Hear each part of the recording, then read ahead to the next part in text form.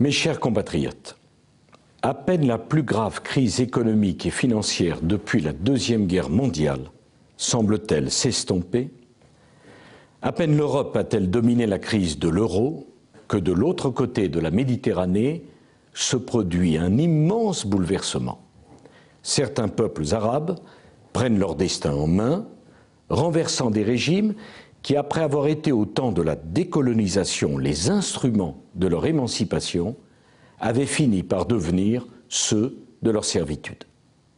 Ces régimes, tous les États occidentaux et tous les gouvernements français qui se sont succédés depuis la fin des colonies ont entretenu avec eux des relations économiques, diplomatiques et politiques. Malgré leur caractère autoritaire, parce qu'ils apparaissaient aux yeux de tous comme des remparts contre l'extrémisme religieux, le fondamentalisme et le terrorisme. Mais voici qu'à l'initiative des peuples s'esquisse une autre voie.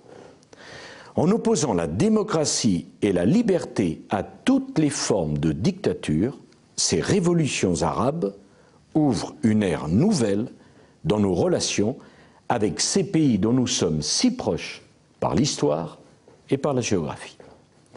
Ce changement est historique. Nous ne devons pas en avoir peur. Il porte en lui une formidable espérance, car il s'est accompli au nom des valeurs qui nous sont les plus chères, celles des droits de l'homme et de la démocratie. Pour la première fois dans l'histoire, elles peuvent triompher sur toutes les rives de la Méditerranée. Nous ne devons avoir qu'un seul but, accompagner, soutenir, aider les peuples qui ont choisi d'être libres. Entre l'ingérence qui ne serait pas acceptée et l'indifférence qui serait une faute morale et stratégique, il nous faut tout faire pour que l'espérance qui vient de naître ne meure pas, car le sort de ces mouvements est encore incertain. Si toutes les bonnes volontés ne s'unissent pas pour les faire réussir, ils peuvent aussi bien sombrer dans la violence et déboucher sur des dictatures pires encore que les précédentes. Nous savons ce que pourraient être les conséquences de telles tragédies sur des flux migratoires devenus incontrôlables et sur le terrorisme. C'est toute l'Europe alors qui serait en première ligne. Nous avons donc le devoir d'agir avec une ambition qui soit à la dimension des événements historiques que nous vivons.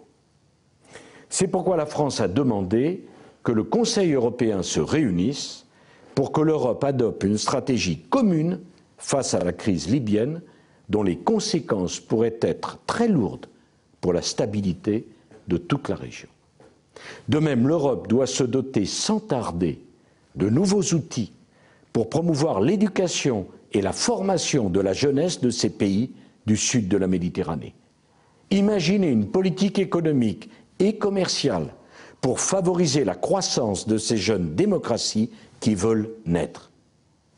L'Union pour la Méditerranée, fondée à l'initiative de la France le 13 juillet 2008, doit permettre à tous les peuples de la Méditerranée de bâtir enfin une destinée commune. Le moment est venu de refonder cette union à la lumière des événements considérables que nous vivons. La France fera des propositions en ce sens à ses partenaires. Mon devoir de président de la République est d'expliquer les enjeux de l'avenir, mais tout autant de protéger le présent des Français.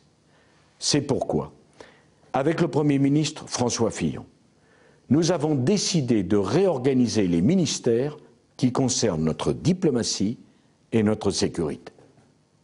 Alain Juppé, ancien Premier ministre, homme d'expérience, qui a déjà exercé ses fonctions avec une réussite unanimement reconnue, sera ministre des Affaires étrangères. Pour le remplacer au ministère de la Défense, j'ai choisi Gérard Longuet, lui aussi homme d'expérience. J'ai souhaité dans le même temps confier la responsabilité de ministre de l'Intérieur et de l'Immigration à Claude Guéant, qui m'a accompagné depuis 9 ans dans toutes les responsabilités que j'ai exercées, en particulier au ministère de l'Intérieur, dont il connaît tous les rouages et dont il a occupé tous les postes de responsabilité. Ainsi, les fonctions régaliennes de l'État se trouveront-elles préparées à affronter